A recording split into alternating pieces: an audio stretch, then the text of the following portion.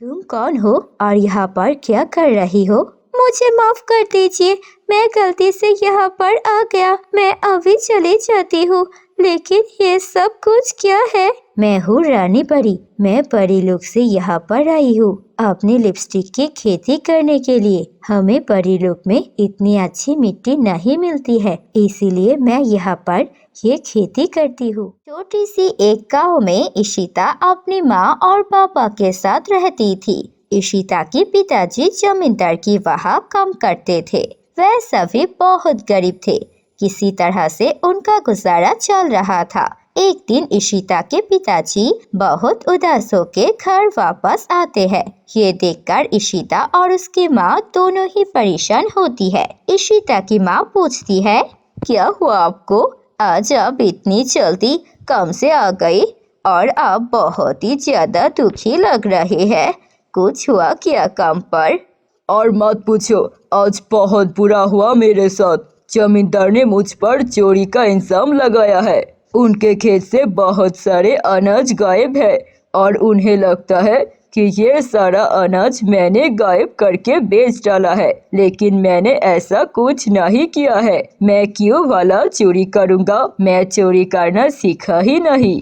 लेकिन पिताजी, आपने ये सब कुछ क्यों नहीं बताया उन्हें? और उन्होंने ऐसे ही बिना किसी सबूत के आपको चोर कैसे कह सकते हैं? मुझे कुछ नहीं पता। उन्होंने कहा है कि अगर कल तक मैं उनके सारे अनाज या फिर पैसे नहीं लौटाए तो वे लोग हमें गांव से निकल देंगे। मुझे कुछ समझ नहीं आ रहा है। वे सभी किसी तरह से रात गुजरते हैं।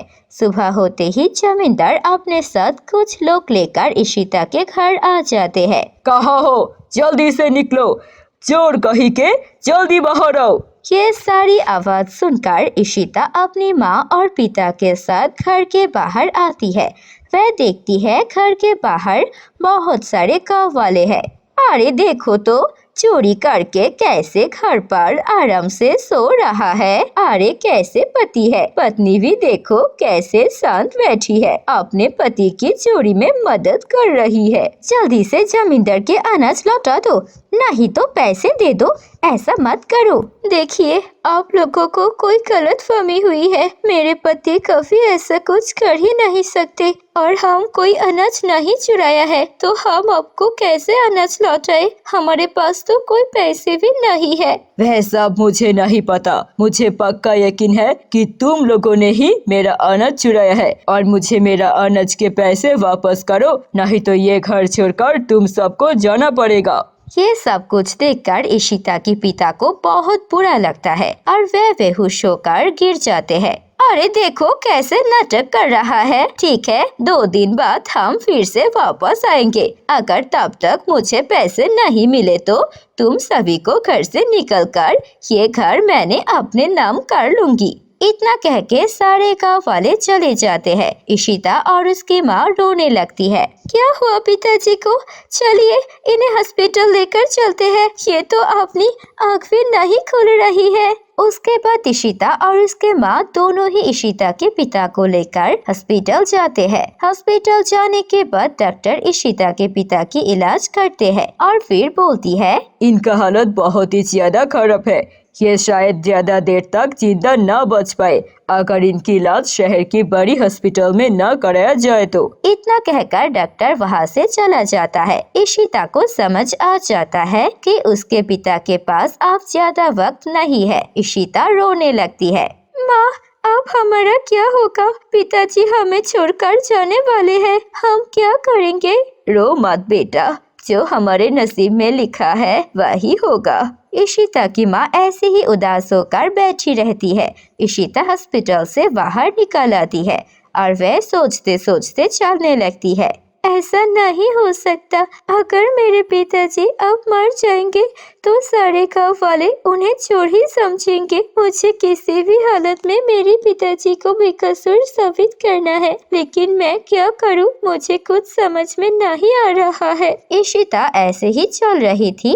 चलते चलते वह जंगल की तरफ जाती है। तभी उसे दूर से एक रोशनी दिखाई देती है। ये रोशनी कैसे है? देखो जरा, उसके बाद इशिता और सामने जाती है और देखती है जंगल के बीच में बहुत सारे लिपस्टिक की खेती है। ये देखकर इशिता चौंक जाती है। चारों तरफ सिर्फ सोने के लिपस्टिक ही लिपस्टिक है। ये कैसे हो सकता है भला? यहाँ पर इतनी सारी लिपस्टिक, गाँव वालों को क्या पता नहीं इस बारे में? ऐसे ही इशिता सोच रही थी, तभी वहाँ पर एक परी आती है। तुम कौन हो और यहाँ पर क्या कर रही हो? मुझे माफ कर दीजिए, मैं गलती से यहाँ पर आ गया। मैं अभी चली जाती हूँ, लेकिन ये सब कुछ क्या है? मैं हूँ रानी परी। मैं परी लोग से यहाँ पर आई हूँ अपने लिपस्टिक की खेती करने के लिए। हमें परी लोग में इतनी अच्छी मिट्टी नहीं मिलती है, इसीलिए मैं यहाँ पर ये खेती करती हूँ। ये लिपस्टिक आखिर किस काम के लिए इस्तेमाल किया जाता है? ये लिपस्टिक कोई मामूली लिपस्टिक नहीं है। इसे लगाते ही कोई भी इंसान सच बोलने लगती है। ये तो बहुत अच्छी बात है। क्या मुझे एक लिपस्टिक मिल सकती है? मैं बस एक दिन के लिए इस्तेमाल करना चाहती हूँ। उसके बाद इशिता रानी परी को सब कुछ बता देती है। ये तो बहुत बुरा हुआ तुम्हारे पिता के साथ। अगर तुम्हारे पिता सच कह रही है तो उन्हें इस हालत में चोर घोषित करना बहुत गलत हुआ। ठीक है, मैं तुम्हें एक जादुई लिपस्टिक दे रही हूँ। इसे ले जाकर जिन पर तुम्हें शक हो उनके होठों पर लगा देना और ये लिपस्टिक लगते ही वे सब कुछ बोलना शुरू कर देंगे। इशिता परी को धन्यवाद देकर वहाँ से चली आती है और फिर अपने पिता के पास जाती है। पिताजी, अब मुझे बताइए, क्या आपको किसी पर शक है? हाँ, मुझे लगता है ये सब कुछ जमींदार की पत्नी ने किया है। उन्हें पैसों की जरूरत थी और मुझे लगता है उन्होंने किसी नौकर के साथ मिलकर ये सब कुछ किया है। उसके बाद इशिता अपने बीमार पिता और माँ को लेकर जमींदार के घर जाती है और इशिता को देखकर आसपास के गांव वाले भी पीछे इकट्ठे हो जाते हैं। जमींदार, आप सब बाहर आइए और आप अपनी पत्नी को भी बुलाइए।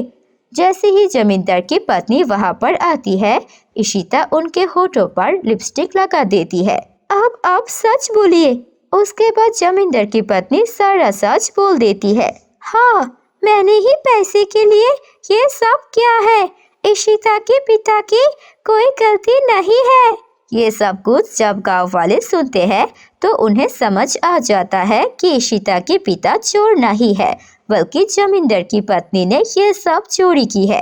अब सभी को समझ आ गया ना, मेरे पिताजी ने कोई गलत काम नहीं किया है। वह बीमार है, किसी भी वक्त मर सकते हैं, लेकिन मैं उनके मरने के पहले उनको बेकसूर साबित करना चाहती हूँ। सारे गांव वाले इशिता और उसके परिवार से माफी मांगते हैं और जमींदार भी बहुत शर्मिंदा होते हैं। उसके बाद जमींदार इशिता के पिता के इलाज के लिए पैसे देते हैं। इशिता अपने पिता को लेकर शहर जाती है, अच्छे से इलाज करवाते हैं और फिर उसके पिता ठीक हो जाते हैं।